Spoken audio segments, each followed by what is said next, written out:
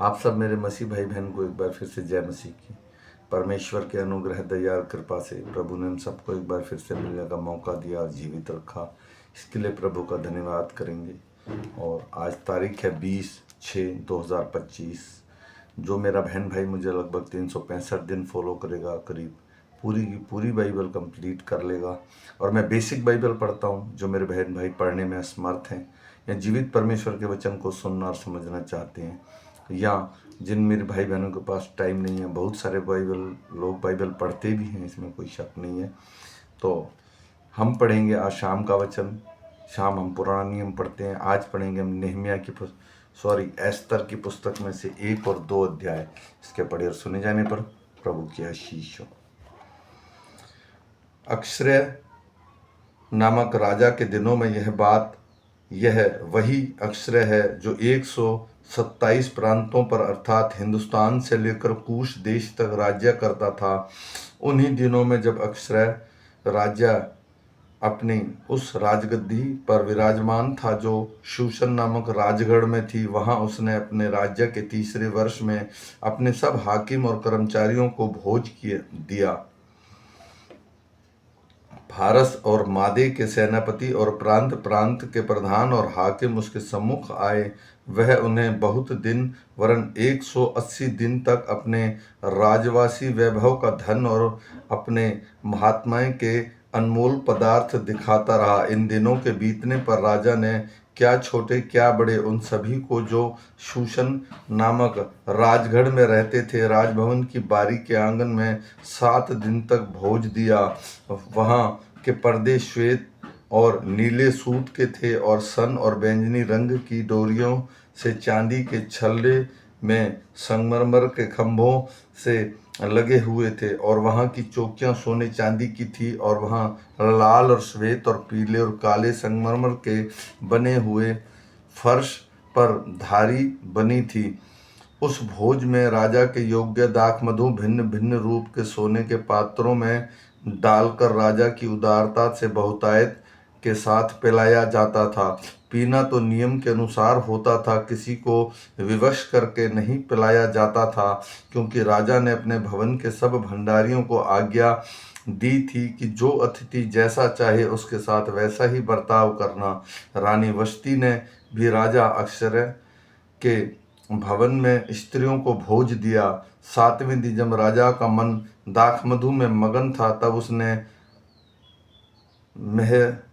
महुमान, विजेता, हारबोना, बिगता, अवगता, जेतेर और करकस नामक 7 खोजों को जो अशरक राजा के सम्मुख सेवा टहल करते थे, आज्ञा दी कि रानी वष्टी को राजमुकुट धारण किए हुए राजा के सम्मुख ले आओ, जिससे कि देश देश के लोग और हाकिम भी उसकी सुंदरता प्रकट हो जाए, क्योंकि वह देखने में सुंदर थी। खोजों के द्वारा राजा की यह आज्ञा पाकर रानी वष्टी ने आने से इनकार किया। इस पर राजा बड़े क्रोध से जलने लगा।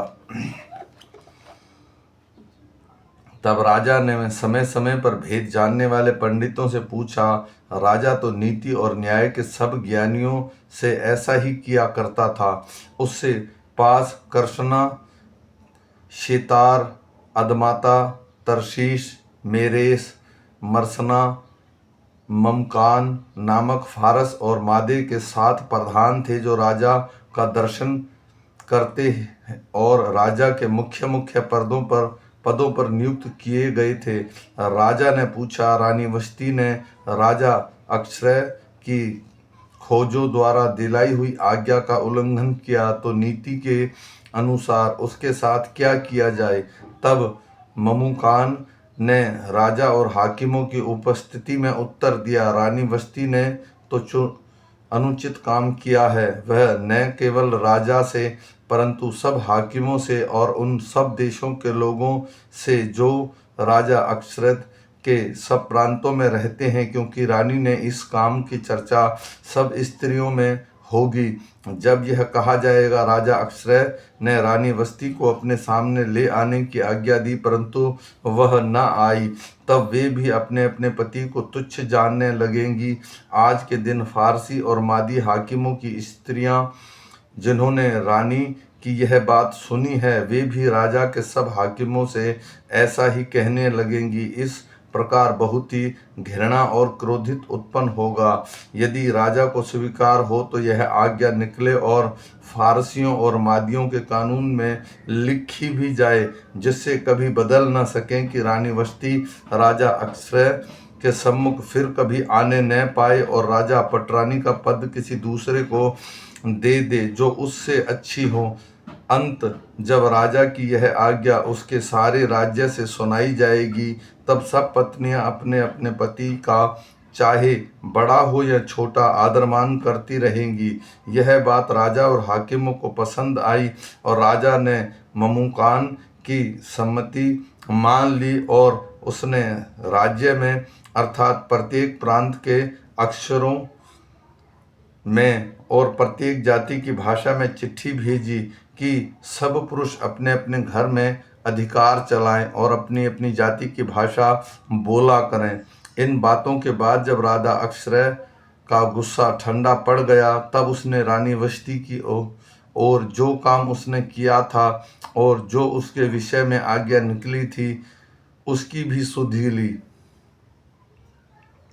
तब राजा के सेवक जो उसके टहलुए थे कहने लगे, राजा के लिए सुंदर तथा युवा कुंवारियां ढूंढी जाएं और राजा अपने राज्य के सब प्रांतों में लोगों को इसलिए नियुक्त करे कि वे सब सुंदर या कुंवारियों को शूशनगढ़ के रनवास में इकट्ठा करें और स्त्रियों के प्रबंधक हेगे को जो राजा का खोजा था सौंप दें और शुद्ध करने के योग्य वस्तुएं उन्हें दी जाएं।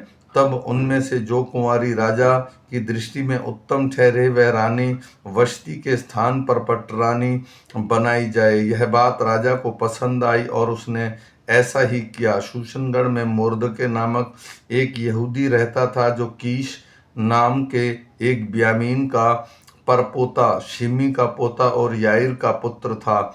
वह इन बंदियों के साथ यरूशलेम से बंदवाई में गया था, जिन्हें बेबीलोन का राजा नबूकदनेस्सर यहूदा के राजा यकोन्याह के संग बंदी बना करके ले गया था।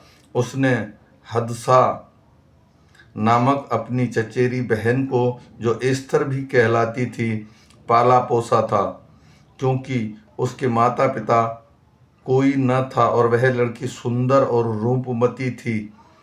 और जब उसके माता पिता मर गए तब मोर्दके ने उसको अपनी बेटी करके पाला। जब राजा की आज्ञा और नियम सुनाए गए और बहुत सी युक्तियां शूशनगढ़ में हेगे के अधिकार में इकट्ठी की गई, तब एस्थर भी राजभवन भवन में स्त्रियों के प्रबंधक हेगे के अधिकार में सौंपी गई। वह युक्ति उसकी दृष्टि में अच्छी लगी और वह उसे प्रसन्न हुआ।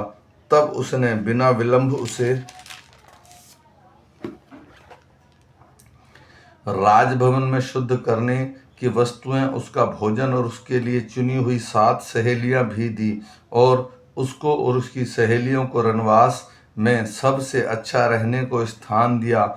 एस्थर ने अपनी जाति बताई थी, ना अपना कुल, क्योंकि मोर्दके ने उसको आज्ञा दी थी कि उसे न बताना। मोर्दके प्रतिदिन रनवास के आंगन के सामने टहलता था ताकि जाने कि एस्थर कैसी है और उसके साथ क्या होगा। जब एक एक कन्या की बारी आई कि वह अक्षय राजा के पास आए और यह समय हुआ कि उसके साथ स्त्रियों के लिए ठहराए हुए नियम के अनुसार 12 माह तक व्यवहार किया गया था, अर्थात उसके शुद्ध करने के दिन इस रीति से बीत गए कि 6 माह तक गंधरस का तेल लगाया जाता था और 6 माह तक सुगंधित द्रव और स्त्रियों को शुद्ध करने का अन्य सामान लगाया जाता था। इस प्रकार से वह कन्या जब राजा के पास जाती थी, तब जो कुछ वह चाहती थी रनवास के राजभवन में ले जाए वह उसके साथ दिया जाता था। सांझ को तो वह जाती थी और सवेरे को वह लौटकर रनवास के दूसरे घर में, जहां रखेलियों के प्रबंधक राजा के खोजे शशगज के अधिकार में हो जाती थी और राजा के पास फिर नहीं जाती थी। यदि राजा उसे प्रसन्न हो जाता था तब वह नाम लेकर बुलाई जाती थी। जब मोर्दके के चाचा अबीहेल की बेटी एस्थर जिसको मोर्दके ने बेटी बनाकर रखा था उसकी बारी आई कि राजा के पास जाए। तब जो कुछ स्त्रियों के प्रबंधन का राजा के खोजे हेगे ने उसके लिए ठहराया था, उससे अधिक उसने और कुछ न मांगा। जितनों ने एस्तर को देखा वे सब उससे प्रसन्न हुए। यों एस्तर राजभवन में राजा अक्षरत के पास उसके राज्य के 7वें वर्ष के तेबेत नामक 10वें महीने में पहुंचाई गई। राजा ने एस्तर को सब स्त्रियों से अधिक प्यार किया और अन्य सब कुमारियों से अधिक उसके अनुग्रह और कृपा की दृष्टि उस पर हुई। इस कारण उसने उसके सिर पर राजमुकुट रखा और उसकी वसती के स्थान पर पटरानी बनाया। तब राजा ने अपने सब हाकिम और कर्मचारियों को एक बड़ा भोज दिया और उसे एस्तर का भोज कहा और प्रांतों में छुट्टी दिलाई और अपनी उदारता के योग्य इनाम भी बांटे। जब कुंवारियां दूसरी बार इकट्ठा की गई तब मोर्दके राजभवन के फाटक में बैठ गया। एस्तर ने अपनी जाति और कुल का पता नहीं दिया था, क्योंकि मोर्दके ने उसको ऐसी आज्ञा दी थी कि न बताए। और एस्तर मोर्दके की बात ऐसे मानती थी जैसे कि उसके यहाँ अपने पालन पोषण के समय मानती थी। उन्हीं दिनों में जब मोर्दके राजा के राजभवन के फाटक में बैठा करता था, तब राजा के खोजे जो द्वारपाल थे उनसे भी बिक्तान और तरेश नामक 2 जनों ने राजा अक्षरत से रूठकर उस पर हाथ चलाने की युक्ति की। यह बात मोर्दके को मालूम हुई और उसने एस्तर रानी को यह बात बताई और एस्तर ने मोर्दके का नाम लेकर राजा को चेतावनी दी। जब जांच पड़ताल होने पर यह बात सच निकली और वे दोनों वृक्ष पर लटका दिए गए और यह वृतांत राजा के सामने इतिहास की पुस्तक में लिख लिया गया। आमीन। मेरे भाई और बहनों, ये छोटा सा वचन है। हम फिर मिलेंगे सुबह के वचन के साथ। तब तक परमेश्वर का अनुग्रह, कृपा और दया हम पर और हमारे परिवारों पर अब से लेकर अनंत काल तक होती रहे। सबको जय मसीह की।